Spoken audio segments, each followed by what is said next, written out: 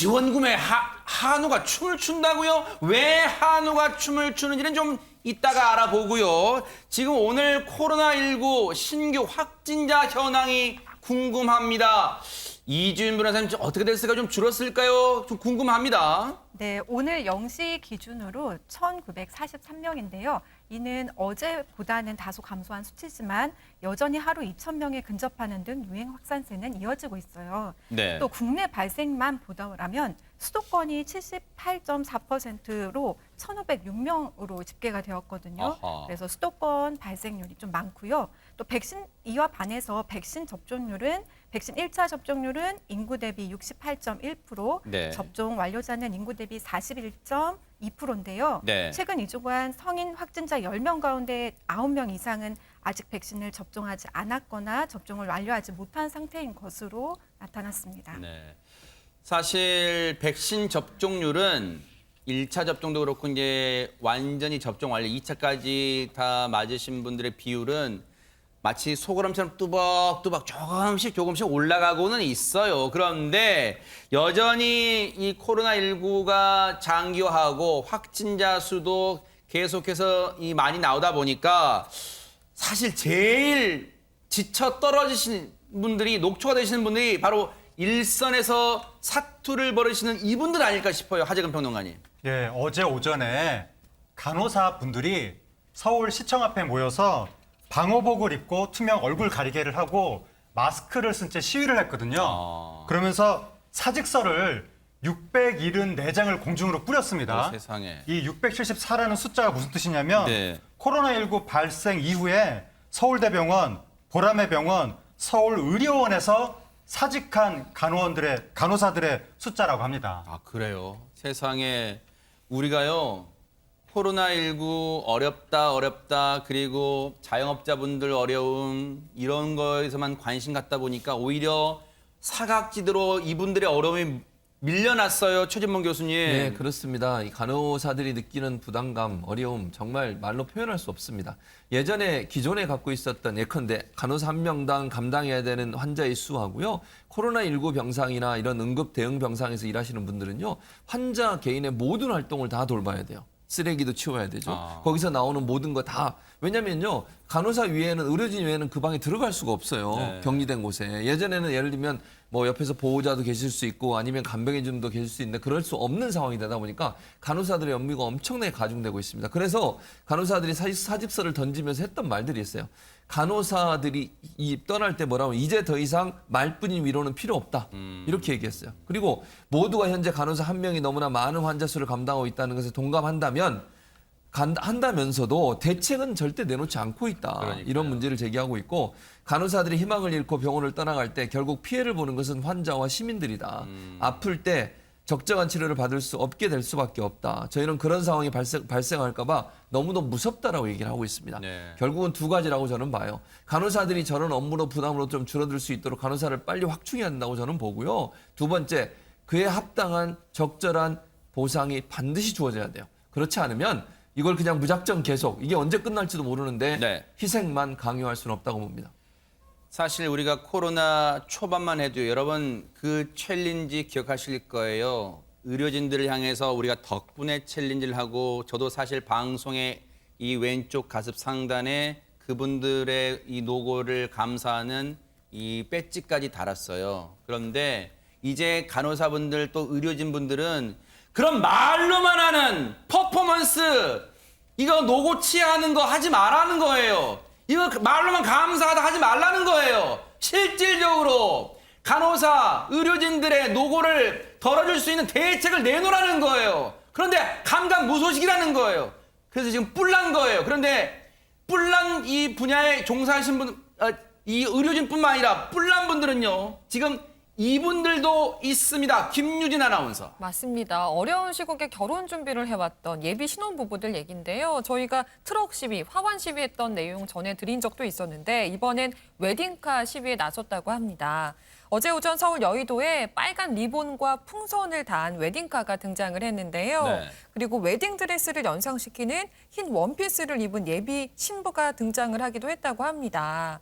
지금 식사 제공을 안 한다는 조건하에 식장에 99명을 입장 허용한 게 지금 정부 지침이잖아요. 네. 하지만 예비 부부들은 이건 근본적인 대책 해결이 아니다라면서 문제 제기를 하고 나선 겁니다. 아니 왜 근본적인 문제 해결이 아니라고 지금 예비 신혼부부들은 지금 울분을 토해내는 걸까요? 이인철 변호사님. 이게 예비 신혼부부가 실질적으로 피해를 입고 있기 때문에 그런 것입니다. 네. 왜냐하면은 이제 예식장 예약을 할 때 보통 200에서 300명 정도로 예약을 했거든요. 근데 이제 그분들이 다 참석을 못 하잖아요. 99명으로 제한이 되니까 99명만 참석을 해서 이제 식사를 했는데 막상 예식장층에서는 99인분의 식사값이 아니라 200명, 300명만 당신 예약했으니까 예약한 금액 다 내라고 하는 겁니다. 그러니까 그거에 대해서 피해 금액이 발생할 수밖에 없고요. 또 예식장 측이 진리하전 당례품을 강매하면서 발생하는 피해도 발생한다고 하고 있다고 합니다. 네. 그래서 명부를 작성한 3층상의 피해액만 약 600억 원에 이르고요. 아이고. 정부는 대책을 신속히 마련해야 된다고 생각을 하는데 제 생각도 역시 마찬가지인 것 같아요.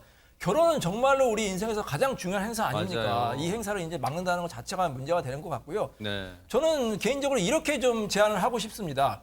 우리가 이제 예방접종을 맞지 않습니까? 예방접종을 맞아서 완료한 사람 같은 경우에는 검사를 해서 특별한 이상이 없으면 참석을 허용하도록 하고 뭐 순차적으로 이렇게 좀 참석 시간을 좀 달리해서 여러 사람을 좀 받으면 큰 문제가 없지 않나 이런 생각을 하고 있습니다. 그러니까 이것도 뭔가 의지만 있으면 이 예비 신혼부부들을 위한 아이디어가 계속해서 모일 수 있을 것 같아요. 그런데 지금 여전히 특별 대책은 뭔가 근본적 문제를 해결할 대책은 나오지 않고 있어서 지금 불만이 큰 거예요. 전국 신혼부부 연합회가 있습니다. 거기에 대표분의 얘기 들어보시고 이어가 보도록 하겠습니다. 뭐 형평성에 좀 어긋나는 것도 어긋나는 건데 그거에서 더 나아가 예를 들어 뭐 고깃집을 가서 49인분을 드셨어요. 근데 이제 나갈 때 결제하려니까 200인분을 결제를 하래요. 이건 너무나 부당한 거 아닐까요? 저희가 이렇게 계속 다양하게 여러 가지 시위를 하는 이유가 우리가 이만큼 절실하고 이만큼 정말 정부에서는 우리의 목소리를 좀 들어달라는 취지하에 다양하게 우리의 목소리를 지금 전달하고 있는. 그러니까요. 세상에 정부가 좀 진짜 대책을 좀 마련해 주시기를 기대를 할게요. 그런가 하면 이곳에 계신 분들은요.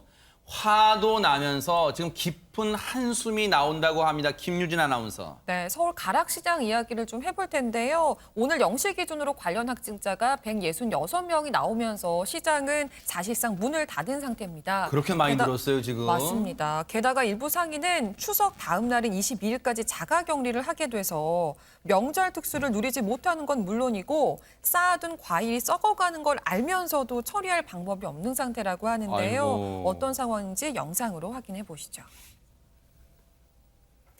서울 가락시장 내부가 텅 비었습니다. 아이고, 진짜 텅 비었네요. 네, 과일만 쌓인 가게엔 방역 작업자들만 간간히 지나가는 모습인데요. 아이고.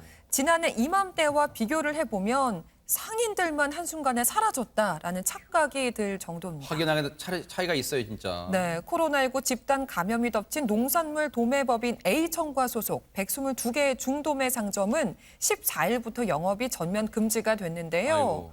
이 중에 중도매상 20명은 음성 판정을 받았지만 자가격리를 해야 해서 이미 사둔 과일 250톤을 격리가 풀리던 23일부터 헐값에 팔거나 폐기 처분해야 하는 상황이라고 어머. 합니다. 그런데 과일을 대신 보관을 하거나 팔아줄 수도 없는 것이다 보니까 추석이 지나가는 걸 그냥 지켜볼 수밖에 없는 상황인 거죠. 네. 상인들의 마음 타들어갈 것 같습니다.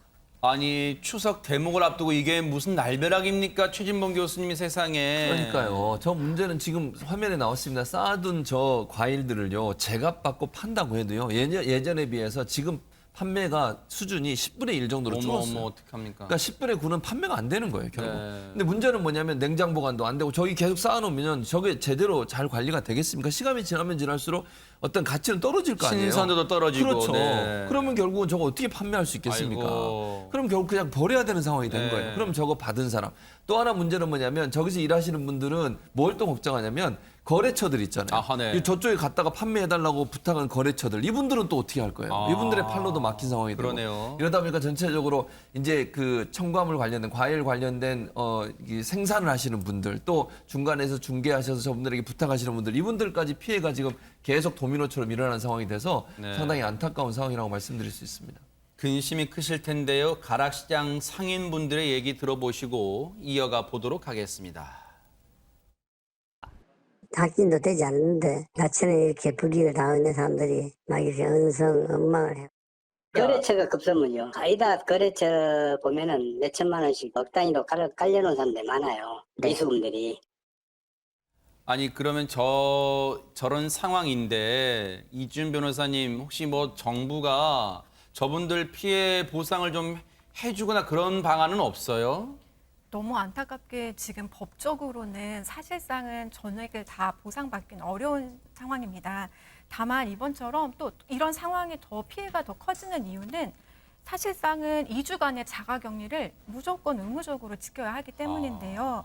보관할 수도 없고 다시 대신 팔아줄 수도 없는 이런 상황에서 그렇죠. 너무 큰 피해가 지금 예상되고 있어서 서울시는 임대료 감면 등으로 조금이나마 좀 보상을 해주면 어떨까 하고 지금 방안을 찾고 있는 중이라고 합니다. 아유, 임대료 감면 물론 아무것도 안 해주는 것보다는 뭐 도움이 될 수는 있겠지만요. 세상에 이분들의 막심한 손해 피해 정말 추석 앞두고 정말 우울해질 것 같아요. 이분들요 속이 정말 천불이 나실 것 같습니다. 그런가 제가 진짜 하면요. 궁금한 게 하나 네네네. 있는데요. 그 코로나 검사 받아서 음성이 나오잖아요. 굉장히 그 정확도가 높은 거 아닙니까? 근데 그런 사람 예방접종까지도 하거나 그런 사람이 2주 동안 자가격리한다는 게 저는 조금 너무 과한 처사가 아닌가 이런 생각하거든요.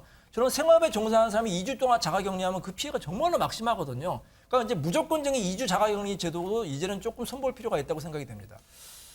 그러니까 지금 방역 당국도 고심이 클 거예요. 왜냐하면 현장에서는 이런저런 아우성 섞인 이 의견들이 계속해서 올라올 텐데 거기에서 묘수를 또 찾아내는 게 또 방역 당국의 고심이 있는 대목 같습니다. 그런가 하면 추석 얘기 나온 김에 이틀 정도 앞으로 다가왔어요. 하재근 평론가님, 고향을 가야 되나 말아야 되나 표는 끊어놨는데 그렇게 걱정하시는 분 많으실 것 같아요. 네, 많으실 텐데 네. 방역 당국이 기본적으로 가지 말라는 입장입니다. 어. 왜냐하면 이제 거의 민족의 대이동이라고 하잖아요, 명절 때.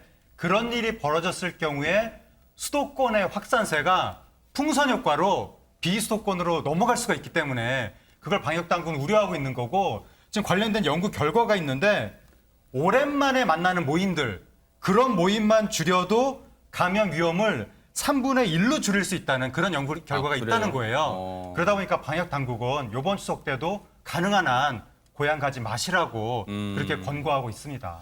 관련 얘기 들어보시고요. 이어가 보도록 하겠습니다. 모임의 시간을 줄이는 건 역시 중요하다고 시뮬레이션 결과는 말해주고 있는데요. 보통 12시간을 만나게 되면 감염 위험이 대략 60% 정도로 추정이 되는데요. 4시간 정도로 그 모임의 시간을 줄이게 되면 그 감염 위험이 약 35% 정도로 감소함을 또한 확인할 수 있었습니다. 이번 추석에는 본인과 가족의 안전을 위하여 백신 접종을 완료하거나 진단검사를 받은 후에 최소한의 인원으로 고향을 방문하실 것을 권고드립니다.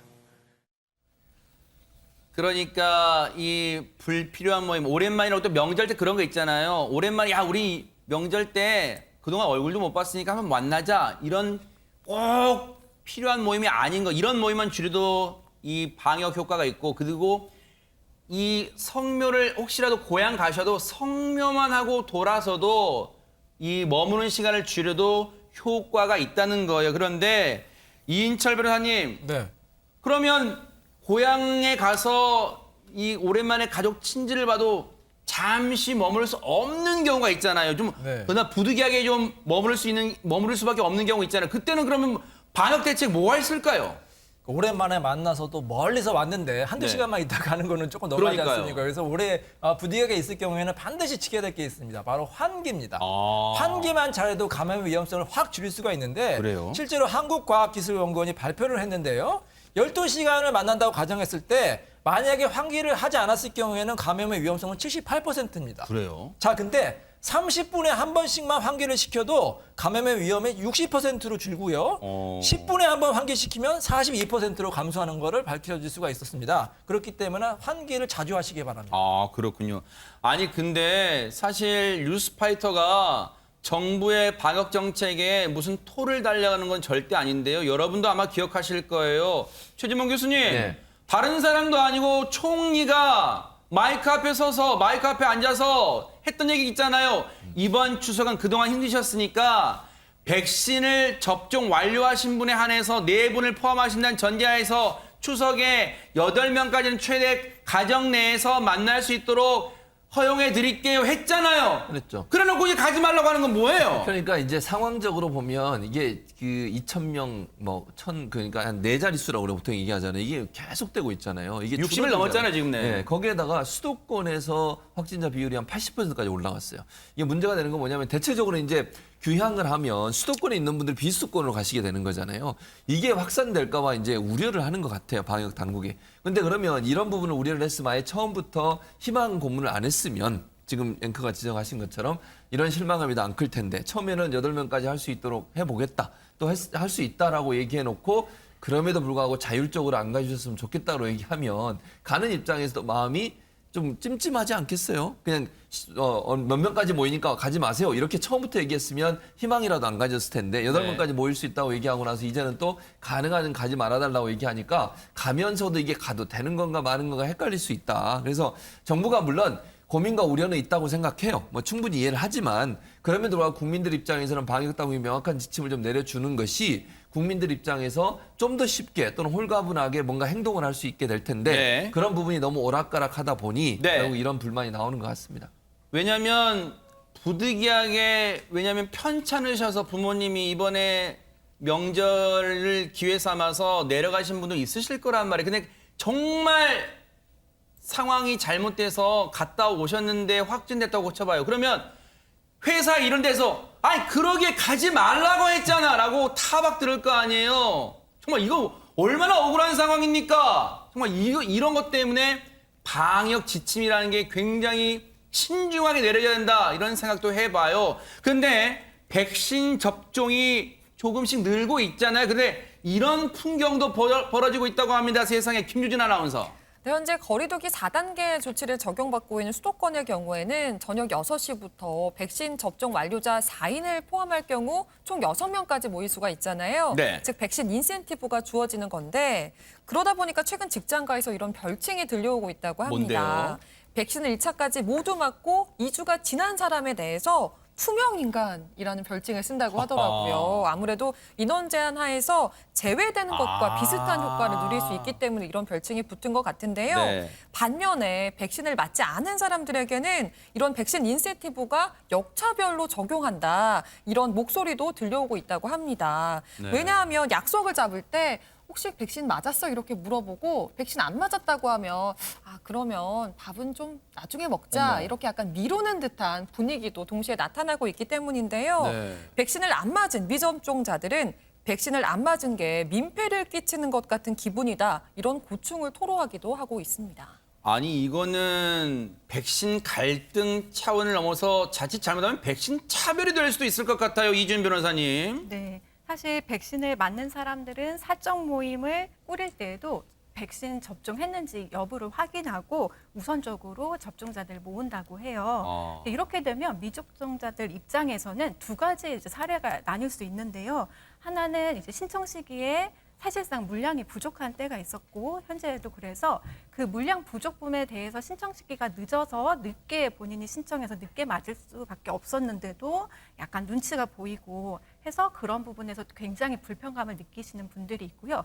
또 하나는 기저질환이 있다든지 네. 부작용이 조금 우려되시는 분들이 이렇게 미접종자들에게 오히려 백신 접종을 강요하는 기분이 든다라면서 불편감을 호소하시는 분들도 있습니다. 하하. 참 백신 관련해서 뭔가 이 조직 내에서 직장이든 어떤 이런 이 회사든 이런 조직 내에서 또 차별, 갈등의 또 이 요소가 또 생기지 않을까 걱정이 돼요. 이미 또 생기고 있는 것 같아요. 그런가 하면요. 앞서 제목 나왔습니다만 요새 한우가 뜨고 있어요. 이거 왜 그런 거예요, 하재근 평론가님? 예, 재난지원금이 지급이 되면 네. 많은 분들이 한우를 사 드시는데 요번에도 추석을 앞두고 정부가 한우 그 소고기 가격을 집중 관리하고 있었는데 네. 재난지원금이 지급되자마자 5%가 뛰었다고 합니다. 어허. 한우 1등급 1kg 소비자 가격이 10일에는 98,315원 정도였는데 14일에는 103,696원으로 뛰었다고 하니까 네. 나흘 만에 5,000원 가까이 오른 거예요. 아. 그러다 보니까 일각에서 하는 이야기가 이게 재난지원금이 일시적으로 소비 효과가 있는 건 맞지만 장기적으로는 물가가 올라서 혹시 자영업에 더 부담을 주는 것이 아닌가? 네. 뭐 일각에서는 그런 얘기도 나온다고 합니다. 사실 예나 지금이나 우리가 상징적으로 소고기 먹는 게 오랜만에 거하게 먹었다 그런 느낌도 있나 봐요. 그래서 재난지원금 들어온 김에 그동안 좀 먹을 기회가 적었던 또 소고기를 찾는 분들이 많지 않았나 그렇게도 여겨집니다. 참 지금 우리가 한 번도 경험하지 못한 이 상황을 지금 우리가 살아내고 있네요. 모두들 좀 힘을 내시길 좀 기원해 보도록 하겠습니다.